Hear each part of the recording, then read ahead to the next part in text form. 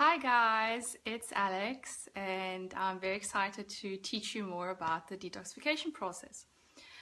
So if anybody's on, but I know it's the first one of hopefully many, so nobody might be on, and also different time zones, so you can always rewatch this, which is great.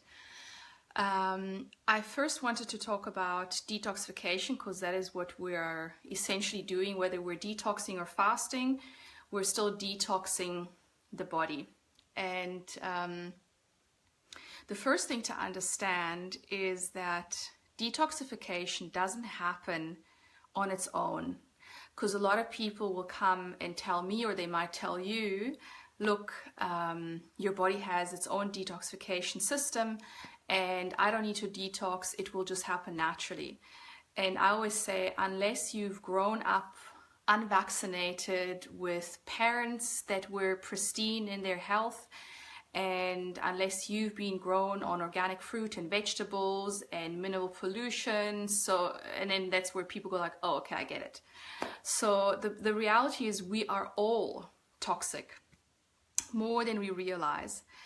And then others will come and tell you, but look at all these other healthy people that are drinking and eating crap, or even eating healthy maybe most of the time, but they still have their junk and they still have their alcohol and whatever. And I used to think the same. I used to think, I eat so healthy, why do I not look, the way that I think I should be looking? And the reality is, again, it's toxicity. And it doesn't always show itself in the same way as it does, or it shows itself in different ways in different people. So some people come to me and they literally, and it's been an eye-opener, they come and they look like a model. Meanwhile, they can't gain weight, which is a lot of people's problems. But it doesn't mean that they're healthy. Oftentimes, these very people that look so great and can't, they think they've got a fast metabolism and they can't gain weight, but the actual problem is that they've got parasites, and also high acidity levels in the body will often just make for the body not being to assimilate food. And they're the ones that, like run to the bathroom very regularly. And again, people who, like me, have always had troubles with bowel movements for years, which is part of toxicity, or it's the other coin. And then we'll have, I used to call it poo envy. And again, we all show disease in different ways, or toxicity, I should say, because disease is when toxicity becomes overbearing to the body, and then it starts showing itself in some form of disease. But again, there is no such thing as disease. There is only levels of toxicity, which is such a great eye-opener and great news, because we can all get ourselves to a point of being super healthy. So the way to do it is really through detoxing the body in a very methodical way.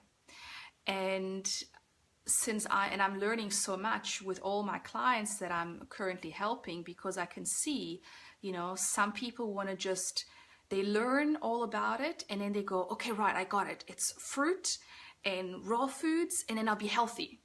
And then they want to blast through it, and they push and push and push the fruit and they push the dry fast, but they've just literally maybe a week ago stopped drinking alcohol, stopped eating meat and all the crap, even if it's organic, it doesn't matter. It's still toxic to the body, especially on a body that again is already loaded with toxins because of vaccines, medications, and all of that kind of stuff. So when you go from a SAD diet, standard American diet, or even just, a diet where you ate lots of animal products, and then all of a sudden you dive into eating only raw fruits and vegetables, you are going to run into major healing crisis. And that is the point where then people go, oh, this isn't working for me, because either I'm breaking out in my skin, or trying to remember what different things that happened, or I'm having liver pains and blood sugar issues and all sorts of things. Another person got completely blocked in her back, and these are all detoxification symptoms. And on one hand, these little, we call them healing crises, are necessary and kind of unavoidable.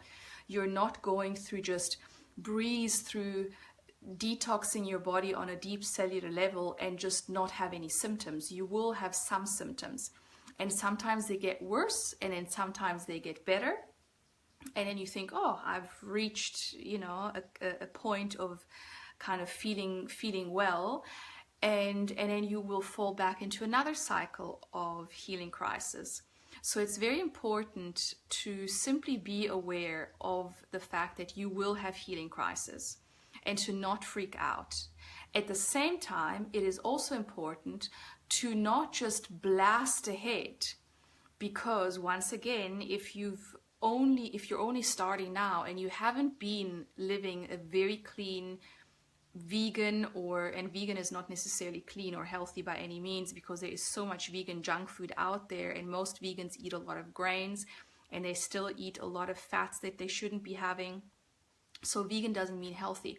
But if you've been having a maybe mostly raw food diet and some vegan cooked food, then you can slowly move deeper and deeper into a raw food lifestyle. But at the same time, you will still have detoxification symptoms, you will still have healing crisis, and you will still have to manage them. And when you start feeling the body really digging deep and you have deep healing crisis, then you need to slow down. And the way to slow down is to either for a few days stick to green smoothies, green juices, eating a lot of steamed vegetables that allow the body to basically clean out the toxins. Another very important thing to keep in mind is that you cannot deeply on a cellular level cleanse your body if you're not doing enemas.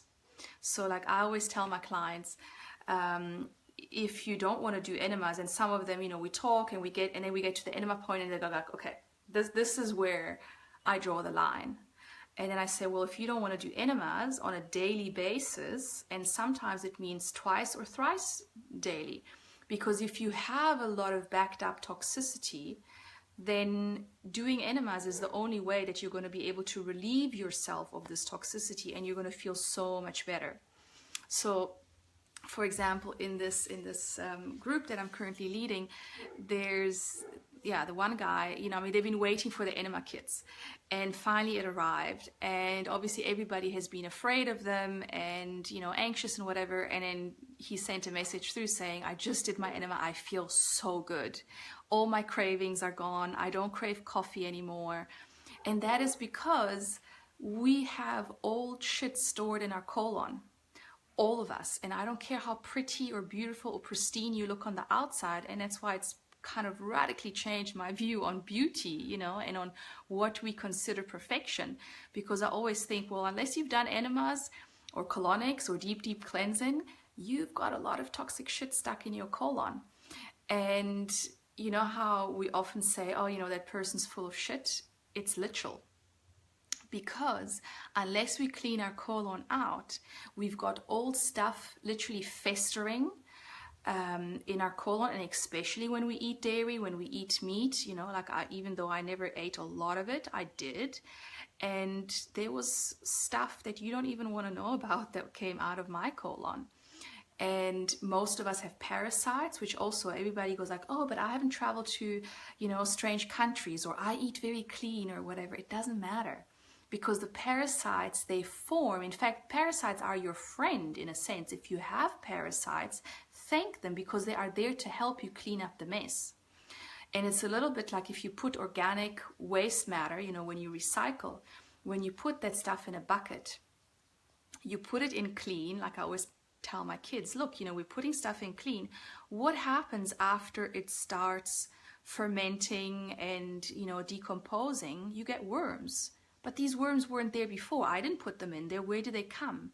Well, that's life. That is how powerful life is, right? Life is going to perpetuate all the time. And life comes again to help to decompose that matter. And it's the same thing in our system. The parasites are actually there to assist in the breaking down of our shit, of our toxicity. So it's not about killing the parasites or even to some degree getting rid of them, because you can get rid of them all you want. But if you don't change your internal terrain, if you don't have a clean internal terrain, they're just going to come back. You're just going to recreate them. And another interesting thing to point out is that, again, you can have this pristine diet and eat perfectly and never make any mistake, but you can still have parasites. So where do they come from? From your mind. Because when we have a parasitic mindset, when we have a victim mindset, when we are not living in our fullest excitement and joy, we will produce we will have an environment that is acidic. It's not that we produce the parasites, it's just that toxic thoughts and toxic negative emotions will produce an acidic environment in the body. That's why I always say it doesn't matter how clean you eat. You know, that's one big great step in the equation. But you also need to feed your heart, you need to feed your soul, you need to feed your mind with positive, beautiful things, and you need to do the inner work. That's what it always comes back to, so that you can have an internal ecosystem that matches the food that you bring in. So unless we have a beautiful high vibration that is us, that it is as us, that becomes us, then we cannot be fully healthy. And that's why also, again, when I see people that come to me with health issues, and it's funny, oftentimes, you know, or they'll come with emotional issues, because I see both. And then they go like, oh, I have this emotional issue, but I'm very clean on my diet, or I'm very healthy on my diet. Nothing ever, or vice versa, nothing ever lives in isolation. So from what I've observed in myself and in other people, is that whenever something is out of alignment, it's never just that one thing. There is always a whole host and string of things that are out of alignment.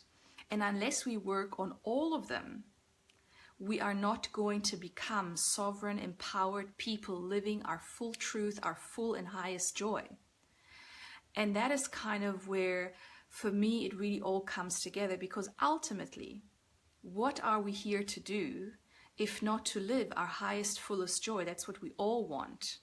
It's just that so often we get confused as to how do we get there and what is my highest joy. Like, I was confused. I thought my highest joy was living the high life in fashion, traveling back and forth, having a closet full of beautiful stuff. But ultimately, that was not my highest joy. That was something that I was substituting. I was taking as a substitution, because my highest joy, I didn't even know what it was at the time. And that's why I so focused on the outside, because I felt like, well, at least if I have a high-paid job, if I'm working in this flashy career, if I'm creating beautiful things, if I've got the finger on the pulse, and, you know, blah, blah, blah, blah, and if I look good, and if I dress well, then I will be perceived as somebody, and I will get love and recognition. But obviously, you know, we do know that that isn't how it works. And oftentimes we need to have the first-hand experience, like I did. And we all have different degrees of that, you know, like I eventually had to look at my cupboard full of designer clothes that made me actually feel uncomfortable. You know, I hated the high heel shoes and all of that, actually. And eventually I realized, who am I doing this for, you know? And so I truly believe that we are here ultimately on this beautiful journey to fully embody our true nature, our highest nature. And I think that is the luxury that we are given in this lifetime, in this zeitgeist, right? We've got everything at our fingertips, and yet people are sicker than ever, and people are more miserable than ever. And there are very, very, very few people that are truly living with the light in their eyes and with excitement, and that are truly alchemizing their lives and making it into a masterpiece, which does not mean or does not always equate to monetary success. That it should be part of it for sure, you know. And it's another thing, like we are all meant to live in utter abundance, but we cannot have or embody the abundance if we are not whole in ourselves. And the food that we eat, coming back to the food, definitely affects our consciousness. And you will start, as you start removing things, you will start feeling it. So I invite you to not see this detox as I can't eat certain foods versus I can eat certain foods versus some foods are good or some foods are bad. It's about taking first everything away, stripping away, so that the body can even start feeling again. Because so many of our cravings are not even ours. They come from candida that is inside our body. It comes from parasites that is inside our body. And they, again, have consciousness of their own. And it's typically of very low vibration, naturally. Again, it's not good or bad. It's a low vibration. So if we are riddled with parasites and with candida, then of course our consciousness is going to be dragged down to that level. And that is why we see so many people struggling with brain fog, or so many people that are on a spiritual personal development journey, and they will say, I so struggle. It's like sometimes I can just feel in my own vibration, I can feel that I'm moving towards higher consciousness, and then something happens and boom, I'm dragged down again. It's like, well, maybe start looking at what's happening in your gut. What old shit is sitting in your colon? So back to the enemas. That's why enemas is really where you need to start. Because you can't, everything ends up in the colon. Ultimately, it's either the colon or the kidneys, right? I mean, skin, yes, is also a big elimination organ, but ultimately it's colon or kidneys, really, where most of our stuff comes out. And the colon, after years of having stuff build up in it, it starts forming a film. It starts forming what's called mucoid plaque. And it's just layers and layers and layers of mucus. And then the mucus starts also attracting pathogens, and other stuff starts sticking to it. So that is what mucoid plaque is. And we all have it to one degree or another. Again, unless you've been doing years of detox. And as you start doing enemas, even if you have regular bowel movements, the water that goes deep into the colon, and ideally do a headstand after you've done the enema while you retain it so that it goes even deeper. And then slowly the water being a solvent, I like doing enemas with lemon juice. So that solution will slowly start drawing away this mucoid plaque from the wall of the colon. And even more so when we start going into fasting with the master fast, with the bentonite clay and the psyllium husk and all of that. Or if you fruit fast for long enough, that will also start coming out. And when it comes out, it literally feels like this little snake. It's quite freaky in some ways and so liberating on another as well. So it literally feels like a snake that comes out, and then you can, it's like I encourage you to do that, like pick a fork, an old fork or something, and go and look at it. Because for me, that has been so fascinating about this process. It's like engage with your body, engage with this miraculous machine, this incredible vessel, this incredible sophisticated symphony of life that we have, that is incredible, and we only really use a limited amount of its potential. So when you go through detoxification process, simply the way that I have found it easier, instead of going, this is bad, this is good, I can't eat this, it's like I want to know, like I know who I can be whilst eating those foods. I know where it gets me to. But then it was like, can I love myself enough to find out what more is possible? And this tickle of like, I want to find out what more is possible. So I encourage you to view it in this way, and that there are no mistakes, and that when you fall back, because yes, sometimes the cravings can get so intense, and ultimately, again, it's not your cravings. They're always dictated either by a pathogen or by old belief systems, or by emotions that you don't want to feel. So it's not you that doesn't have enough willpower.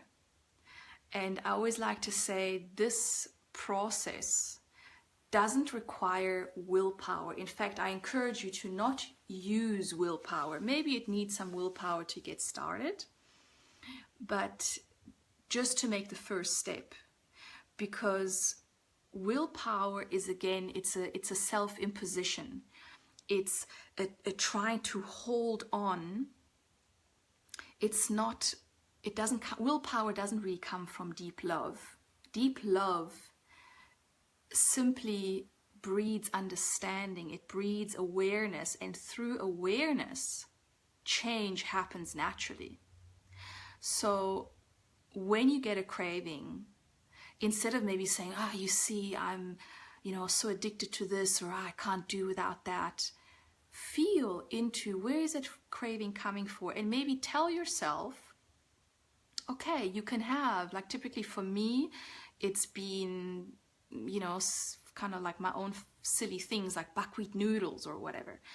And instead of saying, you can't have that, or you see, you always want starchy things, or whatever we tell our mind, is say, okay, you can have it. But first feel into where is this need coming from. And typically the need is like so strong. And then to have the courage to feel into that, to breathe it in, and to look what might be behind it. And then you can still have whatever it is that you want to have. And sometimes you will have it, and then have it with full consciousness. And also then have it, but only if you can not beat yourself up for it. If you know that you're going to beat yourself up for it, then say, no, I can't do this, because my love for myself is more important than me beating myself up. So that's another trick that I often used. And then, and of course the mind will say, yeah, no, I cannot beat myself up for it, even though later it might try. And then I would just eat whatever I wanted, but with full enjoyment. And then I would watch the judger kind of try and pop out, from the corner and come after me and go like, you see, you ate too much, or you could have stopped at half, or whatever bullshit story we start making up. And then I would see the judger from the corner of my eye, and you got to kill it. That's the dragon, that's the crocodile that comes. And you got to see it, and you can't even entertain it. It's like, I am going to love myself so utterly, unconditionally, and deeply that I will not allow that voice. On the other hand, though, so let's say you have a meal. Let's say you have like a big fat pizza, whatever, with a beer. After days of fruit fasting or something, you're not going to feel really good, chances are. Especially once you start getting deeper into the detoxification process. So then, instead of beating yourself up, feel the feeling of, I feel really heavy. I can feel my body slowing down. I had so much energy, I had so much clarity, and now all of that is gone. Feel into that and own it, and be the observer, and then decide, okay, why do I want to do this to myself if it doesn't feel good? Well, because maybe I don't want to feel the emotions, maybe because I quickly want to fix. And then it's all about figuring out, well, how else could I fill myself? And that's the other big thing. Most of us, we don't know what truly fills us. Because like for me, what truly used to fill me was going on a shopping spree. I could spend, you know, like sort of my superpower at the time was I could walk the whole of Melrose Avenue in LA, which is I don't know how many Ks, but it took me like half a day to walk it up, half a day to walk it down. And I was proud of the fact that I didn't need to watch to stop for food or water, because I was just so intoxicated in that shopping mode. And I was proud of it. And it's fine. That's what I had to go through at the time. And I thought it was feeding me, but it wasn't feeding me. It was numbing me. It was shutting me down, preventing me from truly feeling. And we all have that one thing that does it for us. You know, for me, it was shopping. For other people, it could be gaming. It could be working, for that matter. You know, there's plenty of people that say, oh no, I love being so busy. I love working. That is what feeds me, you know, and I see my bank account grow, or I see my success grow, or whatever it is. And it's like, yes, but what is feeding your soul? And it is a very hard exercise to actually stop and feel into it, because when I got sick and then had to find, you know, everything fell away, and I had to again find what feeds me. And I would try, and it was the most interesting process, because I felt like a child that started to learn to walk. And you fall down and you cry and you try again, but your legs are weak. And so it's the same kind of energy, you know. I would try certain things, like maybe dancing, and then I would come here, this is our meditation room, and I would dance and move, and then 2 minutes later it's like, oh, I feel so crap in my body, no, or oh, I look stupid, or why am I doing this? And so the judger comes, and I would sit down and cry, and that is the process. Nobody can take that process away from you, you know. But eventually it got to the point where it's like, well, if I don't have enough self-love to do it for me, who will? And so it always, everything comes back to the self. So the enemas, crucial.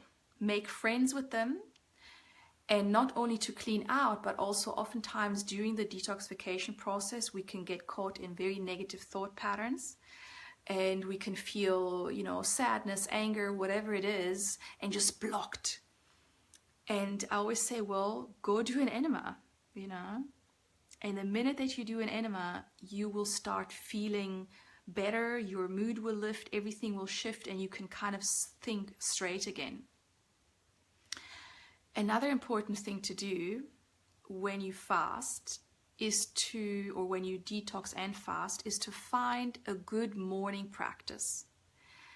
And again, it didn't for us, it didn't just happen from one day to the next. It will take time. And the way that I started, because as one of my favorite Kundalini yoga teachers always says, if you don't start somewhere, you'll be nowhere. And so start somewhere. And for me at the time, starting somewhere looked like this. It looked like coming into the room, setting it up, lighting a candle, lighting an incense, and putting down the yoga mat, and then just asking myself, or feeling into the body and feeling, okay, how does my body want to move today? And sometimes it was yoga, and sometimes it was freestyling, and sometimes it only lasted 5 minutes. And then I would get into my mind again, and I would feel bored again, or I feel blocked again. And then it's, well, be here now. So be in the boredom, be in the blockage. And often the blockage and the boredom was really an unwillingness to truly engage with myself, you know. And that's why it's so easy to go and take a class. It's so easy to go and get kind of, which is what I used to do. It's so easy to get kind of pumped into or beaten into shape by a trainer or something, you know, and then you've got the group energy, but that whole system is what completely got my adrenals messed up. And because you're constantly working outside of yourself, you're pushing, whereas the idea to really tap into your endogenous strength that comes from within, that is there, it requires digging deep into yourself. It's the only way to do it. And so I would just come and practice, and sometimes the practice was 5 minutes, and then I would be fed up with it, and then feel the fed upness, or feel your resistance to truly take care of yourself, to truly feel into what's going on with your body. And that's how I did it, day by day by day. So in many ways it's a starting from scratch. It's a pushing the reset button and going, okay, I am going to start looking at everything that is not working, that is not serving my highest self, and that is not an expression of my highest excitement. And what I learned on the journey is that we need to do so much less than we think we need to be doing. Because the other addiction that we all suffer from, and that society so condones and even, gives you badges of honor for, is this whole business of keeping yourself busy. Even here in South Africa, it's funny. I mean, here we have this expression, like, oh, how are things going? No, it's hectic. It's hectic. And I remember, like, at the beginning, when I used to hear this expression, I was like, goodness me, I wonder what's going on, because hectic is hectic. Meanwhile, here in South Africa, we've got a lot of, like, everybody pretty much has house help, and, there's a lot of beautiful comforts that we have. And the truth is, like, most women don't have to do their own housework, so already they have, like, a lot of free time, but everybody's hectic. And that's because we like to feel like our lives are hectic. And now my new way, which I had to embrace, and it's taught me so much, is I love the fact that my life is not hectic, and that I have so much time to actually feel into what is my authentic arising. And that whenever I honor that, so I always make a point, especially now that I have had enough practice in this, I empty myself out every single day through meditation and through literally calling in the void and getting rid of everything, all fancy ideas and wishes and all of that. I just leave it. Yes, moving into nothingness, Diane. And then I wait and I see what comes up, what wants to be, what is the arising. And initially it can be incredibly uncomfortable. And I would walk around with this feeling of nothingness. I would almost feel like, oh my goodness, I've become dumb, because we equate intelligence with creativity, with being filled. And I would feel like, I'm dumb, I have nothing, I'm just nothing. But that is the idea. You want to become nothingness, because when you are nothing, you are everything, and then your divine essence can flow through you. And that is part of the detoxification process, And I always love it when people who come to my courses, or, most of my teaching is individual, and when people come and say, wow, Alex, I thought I was going to just change my diet, or I was going to heal my body, but my whole life is radically changing. And it's like, yes, because that is the correlation, that I have found out for myself. Trying to think, what else do I want to add here before I move maybe into the fasting? So yeah, I mean, those are like the kind of, and please ask questions, and things will arise, and that's, it's fine. It will unfold as it should, but basically don't push yourself too hard, number one.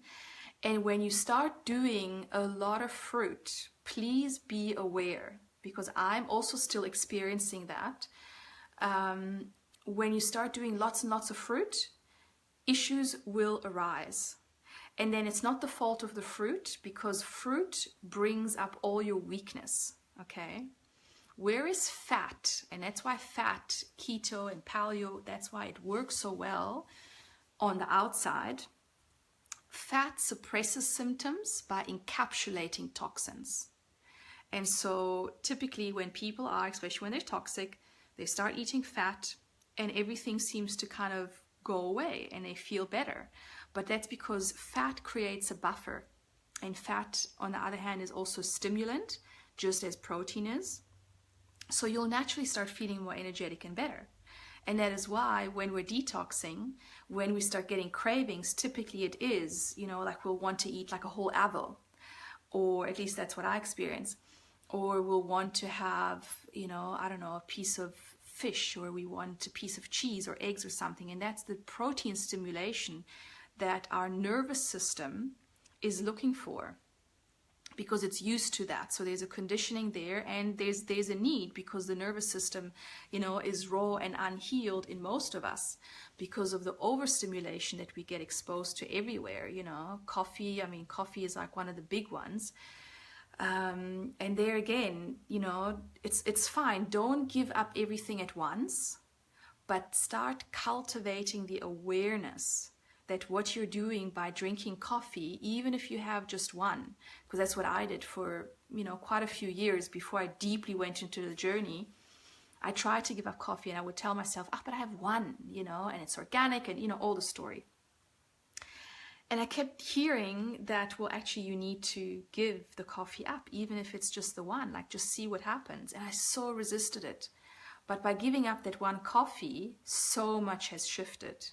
Because the thing is, even that one coffee, it keeps your system, your adrenals, which are connected to the endocrine system, which is connected to everything, all the hormonal system, thyroid, it's literally our motor.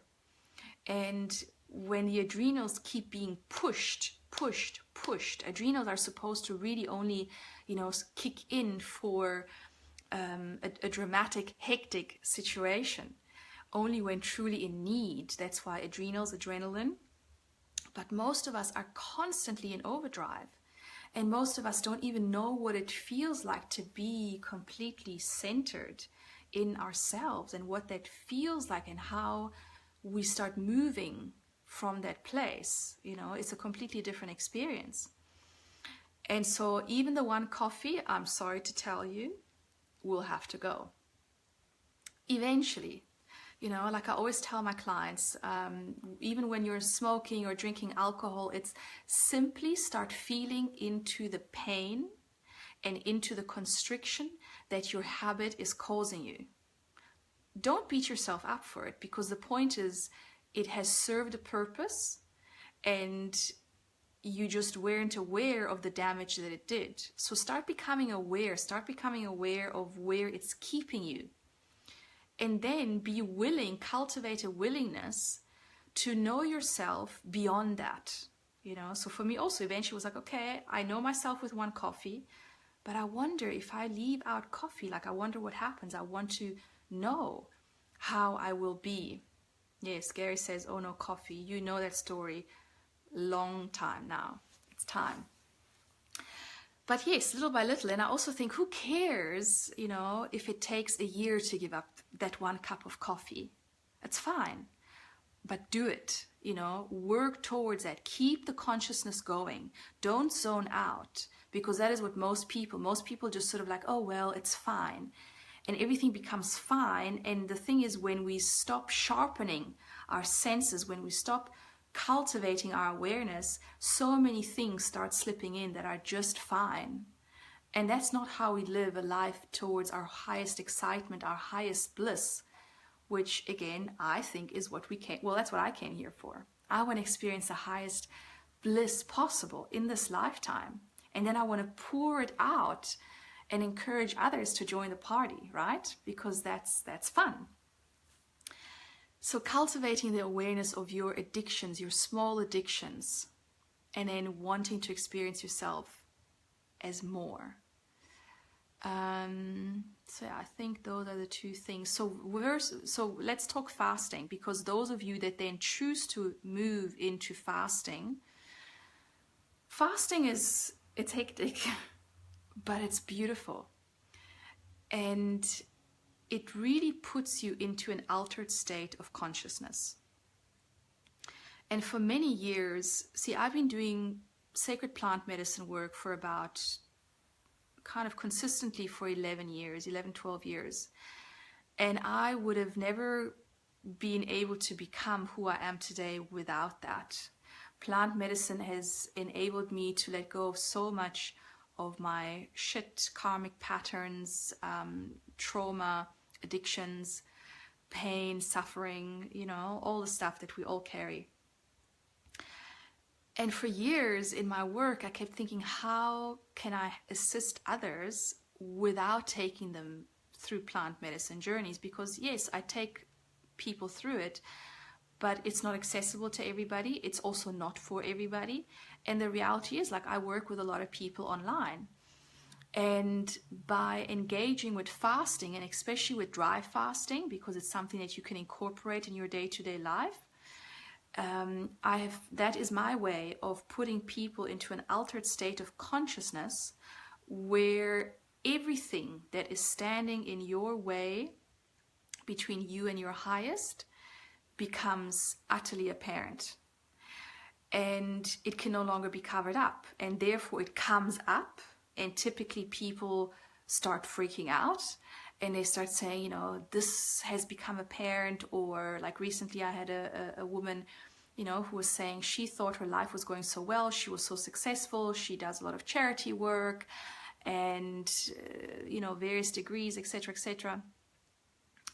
But there is, and she wasn't aware of the deep dissatisfaction that's actually sitting in her body, in herself, that was being covered up because food keeps us in a lull, you know, as so many other things. But food keeps us in a lull, even if it's healthy. And when all of a sudden you remove it and you are forced to face yourself, just yourself and the breath, for so and so many hours a day, all the rawness starts emerging. And the beautiful thing is that, you know, I mean, some people, they can keep it under wraps with willpower for maybe a few days, maybe some for a few weeks. But the point is, eventually something happens and it just starts oozing out, and people start speaking truth. Sometimes for the first time in their lives, they realize, oh my goodness, you know, oftentimes to do with relationship or work, but I mean, all the important areas in our lives, and people start realizing, I have been keeping myself small in this area, you know, I've been kind of I've been okay with the way that my relationship went for years, but actually now I'm waking up to the fact that for years I've been dissatisfied in such and such way. And the thing that then always happens is people get scared, and oftentimes the first reaction that I will get is, Alex, this fast isn't working, or, you know, this dry fasting shit is way too extreme. I mean, who in the world does it anyway? It's only like a minority of people, and there's got to be other ways of getting healthy, and all, you know, that's the mind, the ego chatter, because the ego is afraid it's going to start dying. And there is a part of you that is dying, and that part doesn't want to die. You know, there's always a fear of dying. And so the mind chatter starts. And I love it when people start coming with that, because they then think, okay, Alex is going to say, okay, well, for you, you know, it's fine. And yes, there's other ways. And, you know, or that maybe they go, oh yeah, I am extreme. And it's like, bullshit, you know. What is extreme? For me, extreme is living a life that is not your authentic bliss. I don't care how beautiful it looks from the outside, you know, if there's shit festering or that you're covering up, that's extreme, right? And so then inevitably, you know, we go into the issue and say when relationship stuff comes up or work stuff comes up, the fear is always like, but what if I voice it? What if I stand up for what I truly want? Then maybe my relationship will break apart. Maybe I will lose my job. And the beauty is, and I've experienced this with Gary so many times in our journey, you know, when we've had junctures where we both said to each other, you know, first to ourselves, like, okay, I have this truth that I have to let out of the bag. It's coming up. And if I say it, our relationship may end. But ultimately, what we've both always come to is like, well, if that is what's going to happen, then it's kind of so be it, you know, but I'm not going to cut my truth short because I'm trying to hold on to a relationship in untruth, you know. And that is what's always allowed us to push forward. And what's been amazing so far is that whenever we stepped into a deeper truth, whenever we've declared a new need, a new truth, a new desire, it's always been met by both parties with, yes, you know, let's explore that, or okay, I hear you, or, you know, whatever it was. And likewise with my clients so far, I've always seen only positive things happen. And so that's the irony. We keep ourselves small in so many ways because we fear of breaking something or losing something. But that is never the case. Like, I've actually never experienced anybody that I've worked with that kind of was left off worse than before, you know. Sometimes painful things need to happen, you know, like we need to sometimes break off a relationship, or sometimes we need to face that, okay, our career has come to an end, or certain relationships with people, sometimes friendships, even though we love them dearly, there is just some karmic pattern that needs to be broken, you know. But the point is that when you have the courage to face those things, you will always, always, always, always grow into something bigger and better, and that serves you and everyone around you in a much better way. And yeah, so that's been my experience. And obviously, I mean, there's so much to say about that, and I will do more videos, because as things come up for people, as we start the fasting process, you know, and that's what I so love. It's like stuff comes up and it gives us material to work with and to shift. And when we give ourselves permission to shift stuff, we give permission for other people to do the same. And for me, that is what's so beautiful about this process, is that we all win, because ultimately we all are here to just become so full that we can overflow, and that overflow is what's going to spill out into beautiful ways that are going to be individual for each one, specific to each one, but beautiful, you know.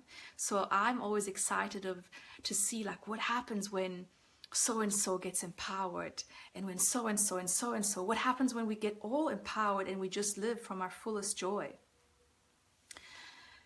So I think I'm going to stop here for now, because I know I can get so caught up and then I can just run away with myself, and I don't want to make it too long. But please post your questions also for the next time. You know, we'll find a method that can work for everybody, because like right now, I don't want to press any button here to see, because I know there's a way of seeing comments. Maybe somebody has asked questions, but I don't know what to do. So I'll figure it out for next time. And thank you for joining me on this beautiful journey. And it's going to be an exciting journey, I promise you that. And we are all going to learn so much from each other. And yeah, till next time. I love you. Bye.